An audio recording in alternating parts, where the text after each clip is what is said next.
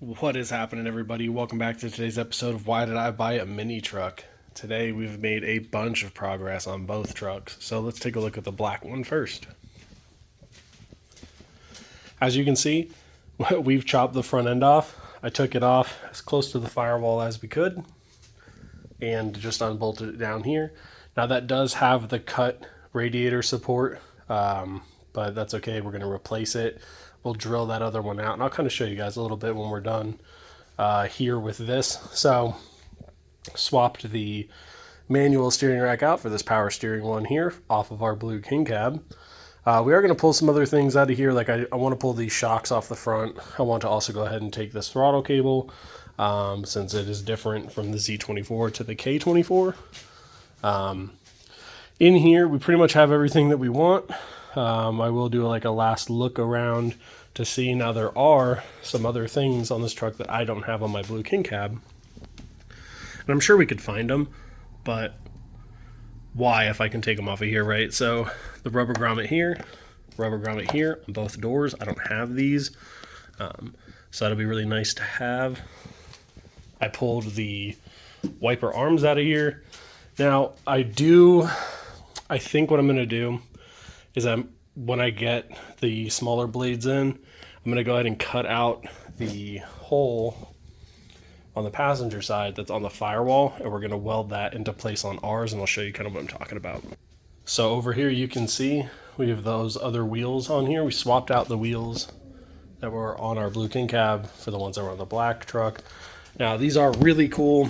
They're 15s, so we are going down an inch. However, the clearance that we have on these is so good compared to what we had on those Frontier wheels. I noticed on the front of the Frontier wheels that there was like a little groove cut right about here. Pretty crazy, actually. It was pretty deep. Turns out it was hitting at full lock on the front here. So these won't have that problem at all. We can go full lock. 15s are just going to bring us a little bit lower to the ground. So even when we're aired up all the way, we'll still look pretty cool. So I've got both transmissions over here. We still need to clean these up. The one with the gear shift on it, we are going to be using. The one that's chopped, we're going to split apart, and we might do like some straight cut gears in here for like a future project that we may or may not have. I really do like how wide these wheels kind of made the truck. The offset isn't a whole lot different, but it does give us a little bit more poke, which will be cool since I did want to kind of do something with the front fenders and the bed, just to kind of tuck them. These may be temporary. I would eventually like to go with like, I don't know, like an 18 by 9.5 or an 18 by 10 plus 15 all the way around. I think that would look really cool, but for now, these will have to do. So up here we do have the manual rack. I didn't clean anything yet. We are going to be pushing this out and pressure washing the whole thing before we really dive in. There's a lot of stuff we're going to be doing here in the front. Like I said before, we have the Roadie Fab upper control arm box kit, and we do also have the lower control arm reinforcement kit from him, and that'll be really nice because I think it'll give us a little bit more clearance with our airlines, especially when we're raised up all the way. I mean, we're not touching yet, but when we do flip these, this is definitely a lot shallower than the other side is. So like I said before, this hole right here, I'm probably going to cut it out of the firewall on the donor truck. So what we'll do is we'll cut this out. We'll put the tubs where we want it. We'll align the new front end. We'll tack weld it just to make sure that, you know, we're kind of where we need to be with the arc and all that jazz. And then I will weld in the new pass through right here. So that'll be super cool. I'm really excited to kind of clean up a lot of this. I mean, it's going to be pretty much a brand new truck. We are doing new brake lines, like I said. I am kind of still figuring out how we're going to tuck them. Part of me wants to see if there's enough room where we might be able to actually run them inside the cowl. So go into the cowl, come through, and then come out somewhere that's not going to be in the way of everything in here. So we'll see. It looks like there is some space up toward the top, so that should be all right. So here it is. This is the front end that we cut off of the black standard cab. Pretty much just as the cuts here from when we chopped that radiator support. So this will be super easy to fix up. What we're going to do is we're going to drill out all of these spot welds, and we're actually going to pull this radiator support off. I'm just going to order a new one and we'll weld it up. But for now, this will be super handy, especially when it comes to getting everything kind of lined up in the front. Now I did leave the factory tubs or fender wells on the front of this for two reasons. One, right, I don't want to overcut, okay? And two, I don't even know if we're going to need to tub the front, to be honest. I'm going to put this on, I'm going to tack it up, I'm going to make sure that the hood and the fenders all line up properly. And then we're going to air the truck out, and we're going to see if anything hits. And the areas that it does hit, maybe we'll trim out of there. If it is excessive, we will probably just do a cut right along the top of here. I'd like to leave a little bit of meat here, just in case we want to mount anything. We're just going to keep it nice and clean overall. Cut out that battery box, you know, all that fun stuff. So we do have the hood from the black truck right here, and we have the fenders. I did say originally I was going to keep them. I still might. The portion here is really good. Below the body line, it gets a little wonky. So we may only need the upper portion, and whatever we decide to do, we'll kind of have on this side of the body line that will then come out. I still have no idea what we're going to do yet, but that's all part of the process, right? So tomorrow, what I'm going to go ahead and do, double check, make sure I have everything off of here. I want those grommets, whatever else might be in here. And then this is actually going to go. I think I'm just going to give it away for free, see if somebody needs a good chassis, because the frame is really good on here. No crazy rust. I mean, it's a good solid frame, but I just don't have the room right now for two trucks.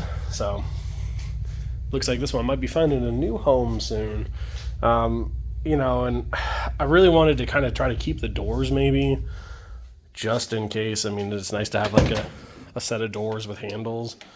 But I really don't want to do two full interiors, or at least two full door cards. I mean, the doors aren't really in the best of shape. There's some dents and dings and whatever. I mean, nothing you couldn't fix, but more than I kind of want to put into it. You know, we already got the door popper stuff installed. We got the new switches going in, so we'll go from there. Now, on this two-wheel drive truck, similar to my truck that's two-wheel drive, I noticed I'm missing some things, or maybe some things are different on my truck. It's not going to matter because we're going to be redoing the brakes and the clutch lines and everything, but I just thought it was funny that like down here there's a splitter, but on my truck there's not. It's like all the way over there on that end, and then there's another one over there that my truck doesn't have. So that might explain some of the braking issues I was having, or brake bias, where it seemed like it only wanted to brake up in the front. We did get rid of the parking brake on this truck. Now, not for any particular reason other than the fact that the parking brake that was on here was messed up and not working already. The line, or the cable itself, was pretty frayed up underneath the truck, so we are going to finish pulling that out. I was thinking about doing some kind of like hydraulic parking brake, but the reality is it's a single ace frame, so you know, if you're going to park it somewhere, just air it out. I mean, really, you're not going to roll anywhere. But like I was saying before with the brakes, like if you notice on mine, so I have 3 ports here, and the other one only has 2 ports. So one of my ports just runs down here to the driver's side brake. This other port runs over to the passenger side brake. And then this third line runs all the way back over here to this little junction box. You kind of see it. You can kind of see it like right there. And then it's just a junction, and that's it. And then that line just runs back to the back and then splits off for the rear brakes. So I think we can really clean this up. I don't think I'm going to run the rear brake on that side. I think when we do come back through here to do all of this, I'm going to tuck it down, and we're going to run it down probably just along the frame rail. Yeah, you know, it's going to be cool. It's going to be a little different. It's going to look super clean in here. So that's really what we want. I mean, I want to get rid of like all this. This looks terrible. It's a lot of work, but I think we can do it. You know, I think we can do it. I think we'll be just fine. So on here, these are cut out a little bit longer. That one's a little closer to how we cut it off the black truck, but this one sticks out way far. So what I'm going to do is I'm going to bring that front end over here. We're going to line it all up with the bushings and everything. And we're going to see what we need to trim off of here. Now, my thought originally was, and hear me out on this, this could be cool. If I cut this flat up against here and we box it, just weld a plate in there, box it up on each side, and then I could drill some weld nuts in there, and then on the front end that we chopped off, we could have a little access port where you could bolt and unbolt the front end from here and then unbolt it from here, so you could pull the whole front off as like a clamshell or something. Another thing I was thinking of that would be super cool, which I probably won't do on this truck, but definitely something I'd like to do on a future project, or somebody out there's wild enough to try it.